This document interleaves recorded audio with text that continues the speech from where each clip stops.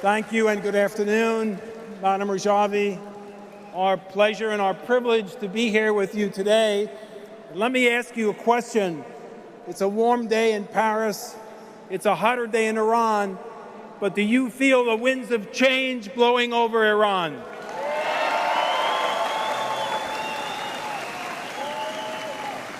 And you are the people, your brothers and sisters in Albania, and your brothers and sisters in Iran, who are blowing that wind with an ever-increasing force. When I was growing up, there was a song by Bob Dylan, and it said, "You didn't have to be a weatherman to know which way the wind is blowing." Well, we don't have to be weathermen to know that the winds and the force of change is not only irrevocable in Iran, but it is blowing with increasing force to a logical conclusion.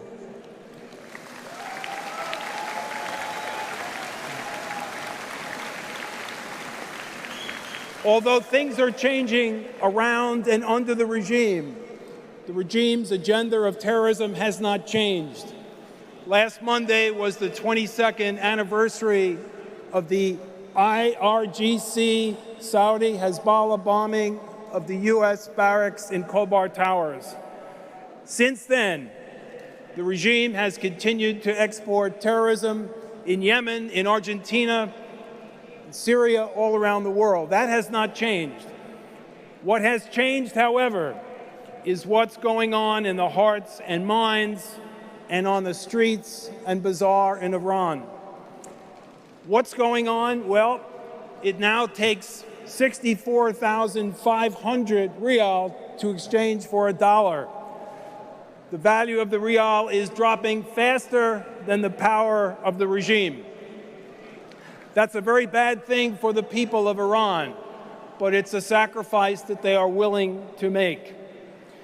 So I have two very brief messages. The one message is to the freedom fighters in Iran. We support you. We're there for you. We can move.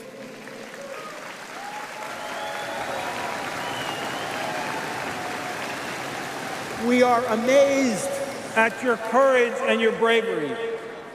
We can move satellites to help you communicate.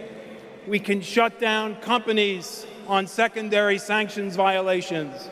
We can't carry the fight as you have because you are the tip of the spear for liberty.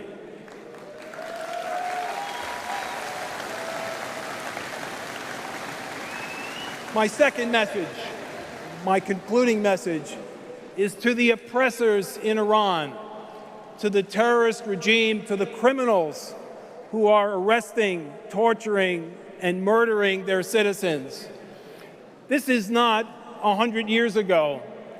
We have the ability and will maintain the ability to bring those criminals to justice.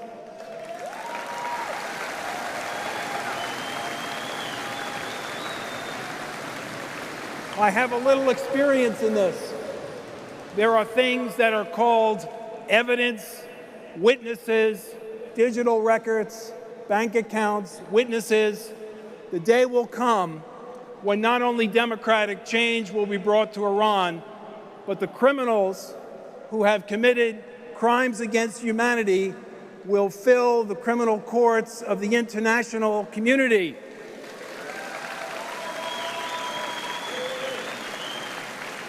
They will be brought to justice, and they will make the current International Criminal Court look like a traffic court. Thank you. Thank you very much. God bless you.